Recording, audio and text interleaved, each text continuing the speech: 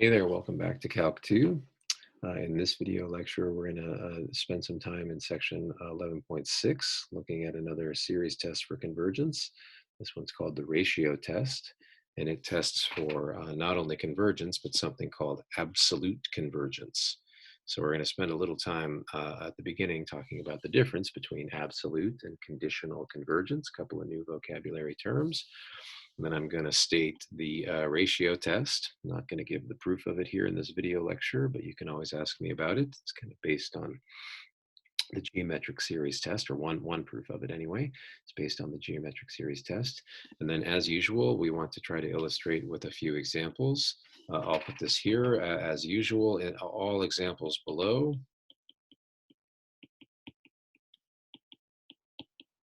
Maybe I should use a preposition. In all examples below, the question is, does the series converge or diverge?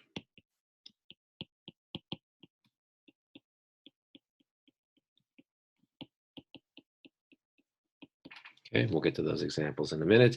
We've got some preliminary work here. So let me try to tell you what conditional convergence and absolute convergence mean. Okay, so anytime you're given a series, say summation an, you could always look at the corresponding series where you just put absolute values around every term. Yeah, if the ANs are greater than 0, then this series is just the one you started with. But if some of the ANs are negative, then those absolute values would replace the A sub n with their absolute value, the positive version of that number. So we're going to call a series A sub n absolutely convergent if, when you replace those terms with their absolute values, the resulting series converges. Okay, so the adjective absolutely convergent means that even if you replace the terms with their absolute values, it converges. Okay, it's conditionally convergent if the series is convergent, but when you put the absolute values on it, it's a not. So in other words, it's kind of conditional upon some of the terms being less than 0. Right, so a couple of new vocabulary terms. Absolutely convergent means put absolute values around the terms, it still converges. Conditionally convergent means it converges, but if you put those absolute values there, it won't. Okay, if all of your terms are greater than 0, then these are kind of vestigial things, right? If you have a series with positive terms, it's convergent if and only if it's absolutely convergent. But if there are some minus signs, the series might depend on those minus signs. Let's look at an example. I've got an alternating series here, the series sum from 1 to infinity of -1 to the n over n squared. And if we replace the absolute value, if we replace the terms in that series with their absolute values, well, all the minus signs, all the minus ones in the numerator would become plus ones. And so we would just get 1 over n squared, yeah? And the summation as n goes to infinity of 1 over n squared is a convergent p-series. I should have said this at the beginning. This series converges by the alternating series test, yeah? The summation of -1 to the n over n squared converges by the alternating series test. If you replace the terms with their absolute values, the series converges. So this series converges absolutely. The summation as n goes from 1 to infinity of -1 to the n over n squared converges absolutely. Or you can say is absolutely convergent, whichever way you like to say it. All right, compare that to the alternating harmonic series, -1 to the n, sorry, -1 to the n minus 1, it doesn't matter which terms the signs are on. This series converges by the alternating series test. We proved it in the alternating series test lecture, so I won't go into the details here, but it's a convergent series. But the absolute value of these guys is 1 over n, and that resulting series, the summation 1 over n, diverges. That's the divergent harmonic series, yeah? So we can say the sum -1 to the n minus 1 over n is conditionally convergent. converges conditionally. It needs the signs. The series converges, but the series with corresponding terms in absolute value diverges. So that's what's called conditional convergence. Okay, there's a little result in here. We don't give a lot of proofs, but this one is short and it uses a comparison test. So I thought we'd look at it here. It's Theorem 3 in this section 11.6, and it's a good thing. I would kind of object if this weren't true, but it says that if a series is absolutely convergent, then it's convergent.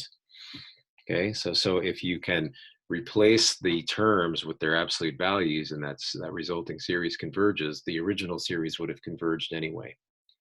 Okay. The converse certainly isn't true, right? Just because something is convergent doesn't mean that it's going to converge absolutely. The alternating harmonic series is an example of that we just looked at.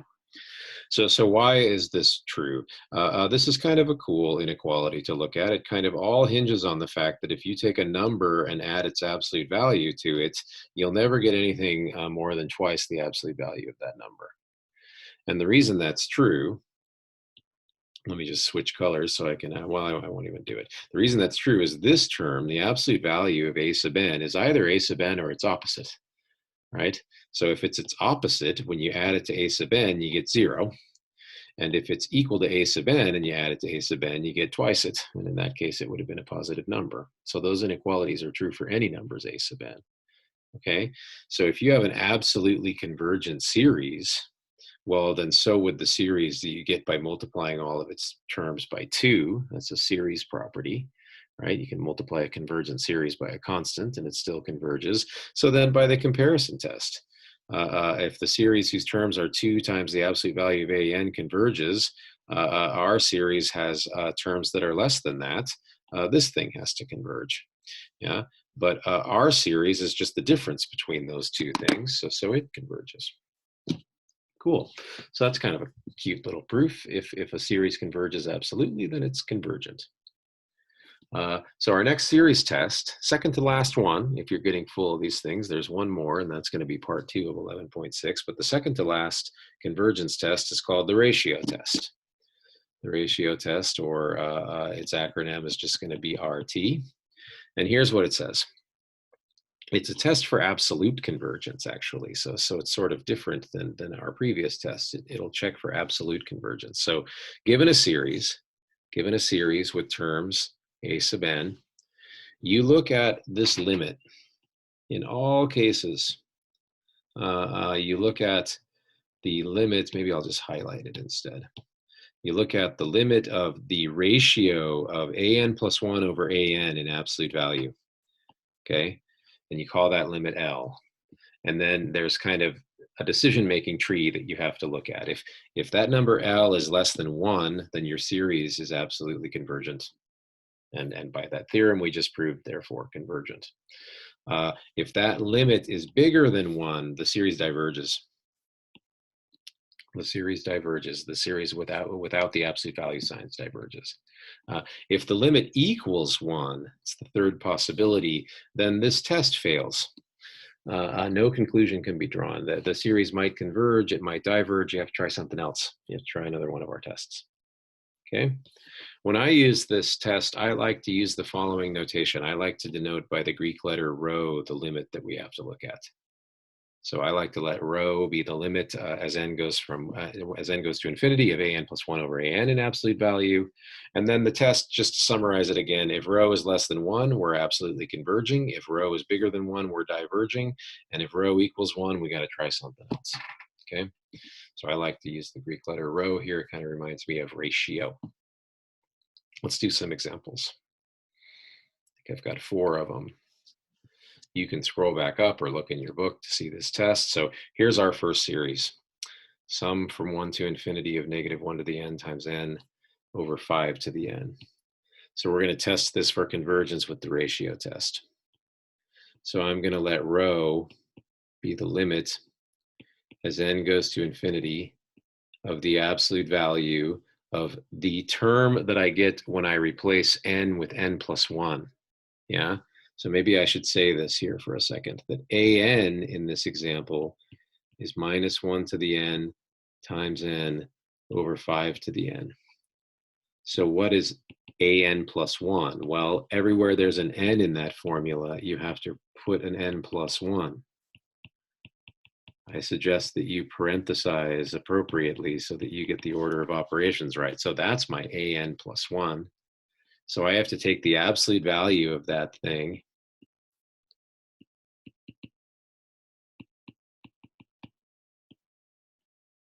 my an plus 1, and divide it by an. But I don't want to divide by an because an is also a fraction. Algebraically, it's simpler for me to multiply by the reciprocal of an. Yeah, and those of you who know me. I don't like to divide, but I don't mind multiplying by the reciprocal, and that's the same thing. So what I've just written down here is an plus 1 times 1 over an, and that's certainly equal to an plus 1 over an, and it's all inside those absolute values. Okay, so I'm going to ditch that little pollution down there.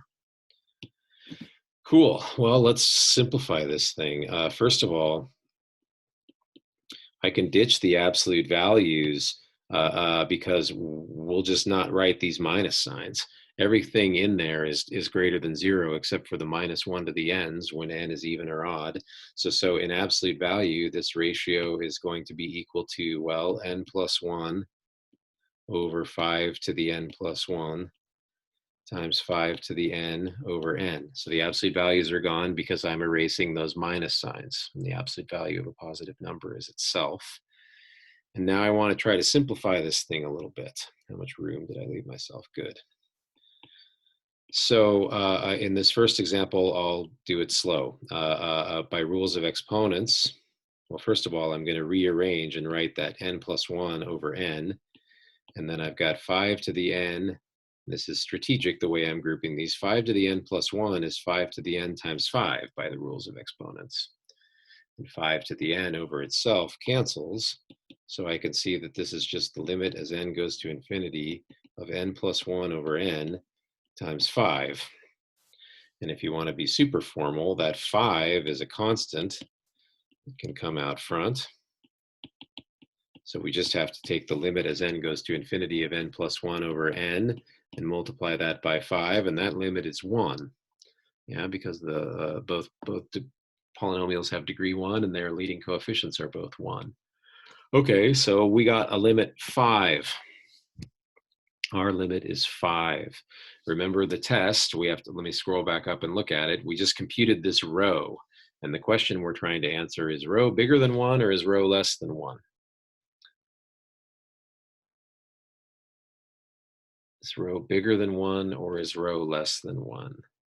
I made a mistake, didn't I? I'm too deep into this to start this video again. I'm just going to fix it. Maybe you've already noticed it, but in my limit calculation, so here I'm proving to you that I don't edit these videos. And ordinarily when this happens, I go back and start again so that you think I'm perfect. But right now I'm tired and I'm not going to go back and start again. Let me tell you where my error is. I'll do it in a horrible error color. When I canceled that 5 to the n over the 5 to the n, this 5 was in the denominator. And in the next line, I wrote it like it was in the numerator. So that 5 everywhere in my argument was not 5. It's 1/5. 1/5 everywhere. So my limit is a fifth, which is less than 1. 1/5 is less than 1. And so this series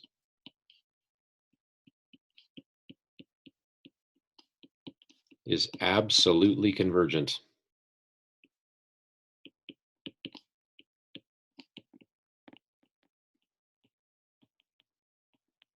All right, so just scrolling back up to point at it again, what do I mean by that?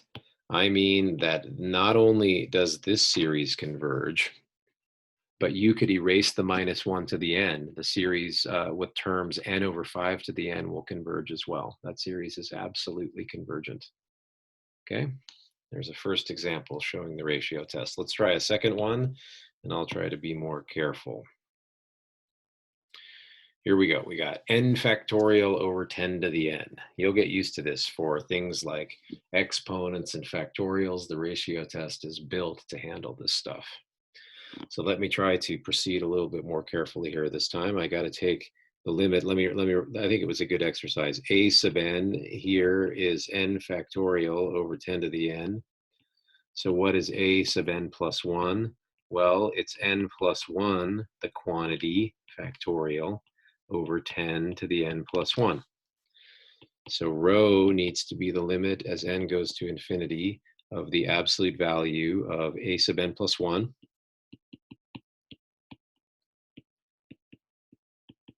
divided by a sub n, but I prefer to multiply by the reciprocal. In this example, everything in those absolute values is positive, so the absolute value signs are doing absolutely nothing. So let me just rewrite that line without them. I've got n plus 1 factorial over 10 to the n plus 1 times 10 to the n over n factorial. And well, you can probably guess from the previous example what I'm going to do with that 10 to the n plus 1. Yeah, I'm going to split it and cancel the 10 to the n in the numerator. And the n plus 1 factorial over n factorial simplifies rather nicely too. If you've done some of the sequence work and worked with factorials, these cancellations are starting to get familiar. So n plus 1 factorial I'm going to write as n plus 1 over n factorial. 10 to the n plus 1 is 10 to the n times 10. So this time I'm going to leave some stuff separated. And can you see the cancellations? 10 to the n's cancel, n factorial cancels. So we're left with the limit as n goes to infinity of n plus 1 over 10. Well, n plus 1 is going to infinity, and dividing it by 10 is not going to be good enough to make it come down. So that limit is infinite. And even though infinity is not a number, that limit is still bigger than 1. So the ratio test says that this series diverges. When rho is bigger than 1, the series diverges. Let's look at another one. This time we've got some sines, we've got some factorials, we've got some exponentials. I'm going to just do the a sub n on the fly this time. So we've got the limit as n goes to infinity of the absolute value. So for a sub n plus 1, everywhere there's an n, I need to put an n plus 1. Be careful here with that 2n, that's 2 times the quantity n plus 1 plus 1. Got to divide that by 3 to the n plus 1. And then times the reciprocal of an, well, that's your 3 to the n over minus 1 to the n, 2n plus 1 factorial. So does it make sense what I did right here? Notice I did not write 2n plus 2 in those parentheses, because what I have to do is replace n with n plus 1. If there's some algebraic consequences for that, you have to pay them. The minus signs will be gone. I'll get rid of the absolute values. And now I'm going to simplify out that factorial. So what would we have? I've got 2n plus 2 plus another 1. So that becomes 2n plus 3 factorial. Down here, I'm going to split this 3 to the n times the 3. I think you know why. Minus 1 to the n is gone because of the absolute values. And now some of you who have talked to me in office hours or who can make it to the Zoom meetings, we've talked a little bit about this, but here I've got 2 factorials, 2n plus 3 factorial and 2n plus 1 factorial. So I have to identify the bigger one. 2n plus 3 is bigger than 2n plus 1. So I'm going to start peeling off factors until they match. Okay, so I've got the limit as n goes to infinity of this 2n plus 3 factorial would be 2n plus 3 times 2n plus 2, that's the next smaller number, times 2n plus 1, that matches the denominator, so I put a factorial. Sorry about that. Got my 3 to the n times 3, got my 3 to the n over 2n plus 1 factorial. This is the fun part, lots of cancellation. All those factorials cancel. And so we're left with the limit of 2n plus 3 times 2n plus 2 all over 3. I'm out of room, so I'm just going to write that that limit is infinity. This series diverges.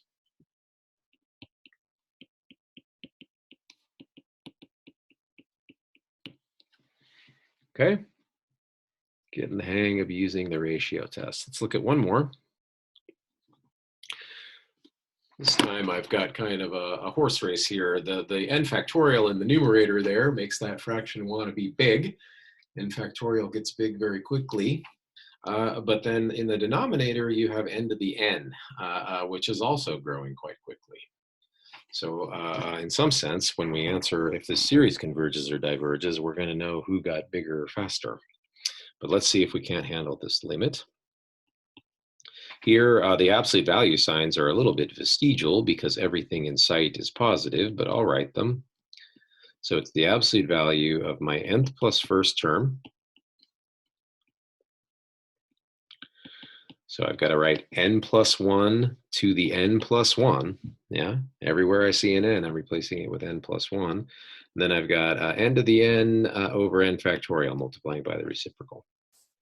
Okay, so those absolute value signs aren't doing anything. N plus 1 factorial, n plus 1 is bigger than n, so I'm going to peel off that. Downstairs here, I'm going to write this as n plus 1 to the n times n plus 1, rules of exponents. Got an n to the n over n factorial. And now let's see what we can cancel. Well, we can cancel n factorials. Got an n plus 1 upstairs and downstairs. Then I've got n to the n over n plus 1 to the n. No cancellation there. The rules of exponents say that that goes before the addition, but I can write that as the limit as n goes to infinity of, say, n over n plus 1 to the n. Yeah, so I can look at that limit.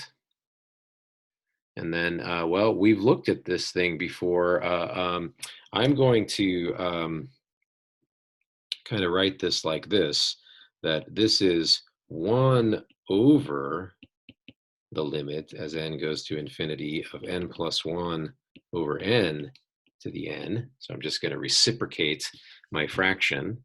I'm being a little bit fast and loose with limits there, because technically speaking, I need to know something convergent and doesn't converge to 0 to be able to justify that, but I'm just going to flip it. But the reason I wanted to do that is because then in this expression down here, I can divide the n in. That's 1 plus 1 over n to the n. Yeah, and if you did the sequence activity back in section 11.1, where you played around with Desmos, you know that sequence 1 plus 1 over n to the n converges. And if you played around with it further and used some L'Hopital's rule, you might recognize that that sequence is just converging to E. So our series here is converging, our sequence rather, the ratio of an plus 1 over an is converging to 1 over e. E is a number that's about 3, so that's less than 1. So this series converges absolutely, but the absolute in this case is a little bit vestigial because this series has positive terms, so there's no signs anyway, but it does converge absolutely. Okay, well, that was what I planned. That was the, I think, 4th example. Let me just do really quickly one more. Let me show you, for example, the harmonic series. You know the harmonic series diverges. Let me show you what the ratio test would say about it. Won't take too long here. This is getting kind of long, but we have to take the limit as n goes to infinity of, okay, well, an plus 1. And then I have to divide by an. So I need to multiply by the reciprocal of an. So that's n over 1. And that limit is 1. So for this particular series, the ratio test fails. What do I mean by that? I mean, the ratio test can't tell me whether that series converges or diverges. I'd have to try something else. We know the answer for this one. So in this case, maybe your something else would be the integral test. The integral test can tell you that thing converges. But this series, if you like, it's terms are kind of too close together for the ratio test to be able to detect whether it converges or not. Okay, it's kind of an interesting phenomenon, actually. The ratio test will fail for every p-series. The p-series ratios aren't robust enough for the ratio test to work. Okay, thanks for listening.